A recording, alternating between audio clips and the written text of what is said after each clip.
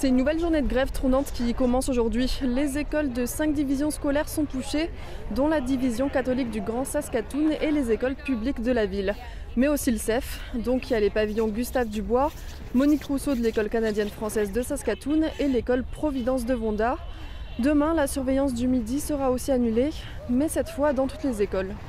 Certains vont envoyer les élèves à la maison tôt, vers 2 heures de l'après-midi. D'autres demandent au personnel non STF de faire la surveillance. D'autres ont d'autres planifications. Alors, c'est vraiment difficile pour tout le monde.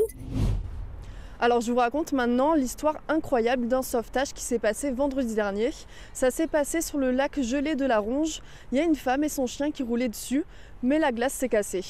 Alors heureusement, ils ont pu sortir de l'auto à temps et ils sont réfugiés sur le toit du véhicule qui était encore à moitié submergé. La GRC de la Ronge et une patrouille des Rangers canadiens ont lancé une opération d'urgence et grâce à leur travail d'équipe, la femme et son chien ont retrouvé la terre ferme. Ils sont maintenant sains et saufs. Lundi, l'hôpital Saint-Paul de Saskatoon était en telle surcapacité qu'il a dû utiliser la mesure ligne d'arrêt. Alors ça veut dire qu'il était impossible pour les nouveaux patients d'y entrer. C'est la première fois que l'hôpital met en place une telle mesure, mais il n'avait pas le choix.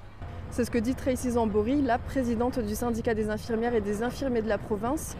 Alors l'année dernière, le gouvernement provincial a mis en place un plan pour répondre à la surcapacité dans les hôpitaux. Mais Tracy Zambori dit que ce plan est un échec lamentable. On termine le vidéo journal sur cette nouvelle. Bonne journée, à demain.